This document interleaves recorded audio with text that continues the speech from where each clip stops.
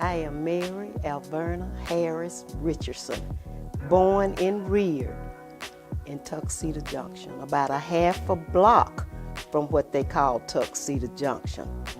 My name is Hank Lehman. I was born and raised in Ensley.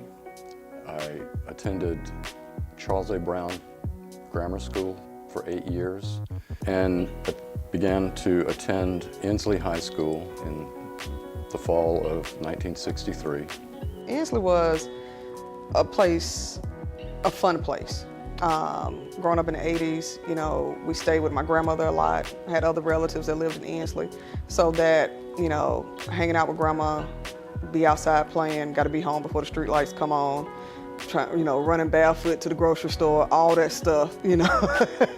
So Ensley was a lot of fun for me. We would come on Sunday afternoon after church to have lunch at the Ensley Grill, shop at Cotton's, Goldstein and Cohen. That was a thriving and vibrant community. At that time, Tuxedo Junction, you had a lot of entrepreneurs. Most of our businesses were owned by blacks, believe it or not. Take the Nixon building that you call it now. At the beginning, it was the Belcher building. This is where the name Tuxedo Junction got its name from, because they would have parties upstairs. And there was foot traffic on the sidewalks, businesses that were open and doing well. And I always said I need to go, what we used to say, up in Ensley. That's where you had Woolworth, you had Goldstein and Cohen, you had Cotton, you had all your stores. So all you had to do was go up in Ensley. You didn't have to go to Birmingham if you didn't want to, because you could trade there. I remember my grandmother's neighbor, she lived in a duplex, and her neighbor's son lived with her, and she and him had motorcycles. And when he would be out there cleaning them, he would allow me to sit on them. And now I don't know if he just liked me as a kid, but you know, he took the time to sit up and let me talk to this 7, 8-year-old kid and talk to him about motorcycles. So it was always fun. I always felt like it was a family environment. One of the things about growing up at that time in Ensley, in Tuxedo Junction, was that it was like the whole village. You could not go down the street and didn't speak to Aunt Hattie, because she would call your mama and say you thought you were doing something because you didn't speak to her. So every time you passed someone that was grown, you had to speak and call their name. Hey, Aunt Hattie, hey, Miss Moore, hey, these people. Don't your parents would get you and say you're not grown yet. You speak to people.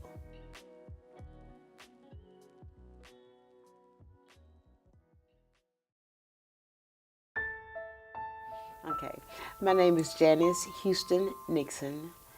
I was born in Birmingham, Alabama, in the Ensley community at Holy Family Hospital. Way back in the day, in the 60s, my family was very, very involved in civil rights movement. My mother, Marie Montgomery, she was a firm believer of going to the Alabama Christian Movement for Human Rights every Monday night. And as a child, and as children, we went with her. Back in 1963, they had the Children's March, Birmingham, kids of 1963, and my sister and my brother were both arrested. They had so many kids they arrested that day until they had to take kids, hundreds of kids, over to the Alabama fairgrounds, and they were put behind the gates. However, my sister, Carolyn Houston, was one that was taken to the Birmingham City Jail, and she stayed there for a number of days.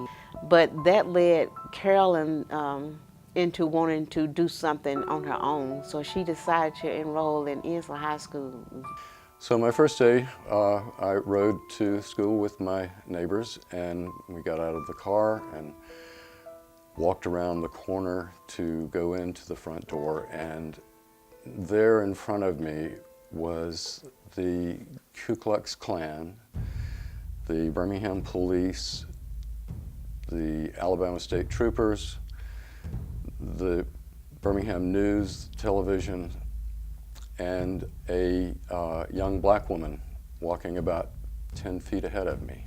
However, when she got to school, really didn't have protection, but she was treated terribly. She was put tacks in the seat, Clorox on her clothes. They brought rats to school. They called her all kind of names, but she still was very persistent in going. Carolyn finished school at the age of 16. She was very, very smart. She was skipped twice, and she finished with honors in 1965. That's my closest point of reference to integration in the South. I stayed at Ensley only for about 6 weeks. My parents sold their house and moved, so I left the community at that point. After being away from Birmingham for about 10 years, moved back to Ensley due to my grandmother getting sick. So I decided to move back to help out with her. She had had a stroke. And while I was there, I said, might as well be involved in some of the community stuff that's taking place. A friend reached out to me and was like, hey, I know you're doing things in other parts of the community of Birmingham. Would you be interested in maybe coming over to Ensley and doing some things there?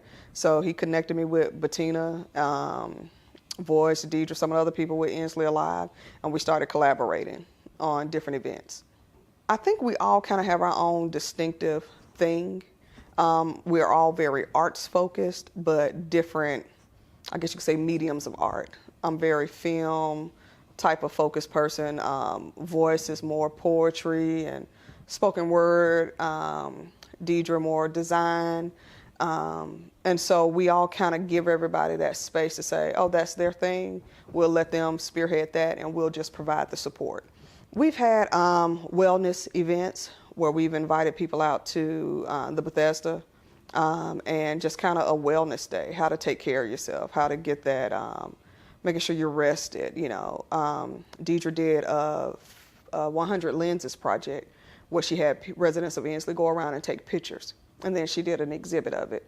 I've done, I guess you could say, documentary screenings to address violence, to address where we are as a community, and inviting the community out to, you know, let's discuss these topics. We're being affected to a degree, whether it's Ensley or the city of Birmingham.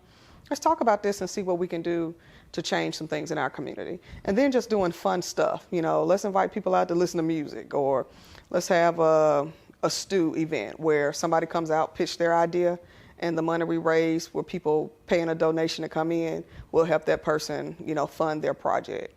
So most of our events, if not all, I would say probably a small percentage of them are us wanting to have a good time and enjoy other people in our community. But it's always to bring awareness and to make sure we're connecting with others.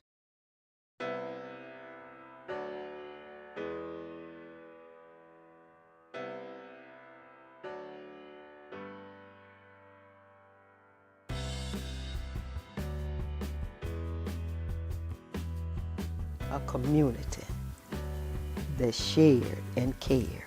You said one word, but I don't think I can describe it. A community that shared and cared.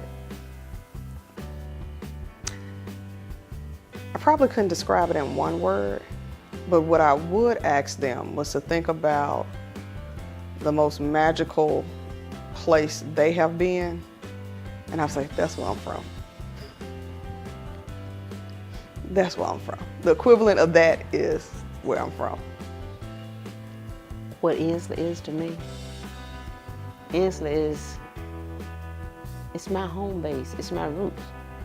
It's where I come from, it's what I'm all about, because no matter what part of the country I'm in, Ensley will always be me. The struggles, the good times, the bad times, it will always be a part of me.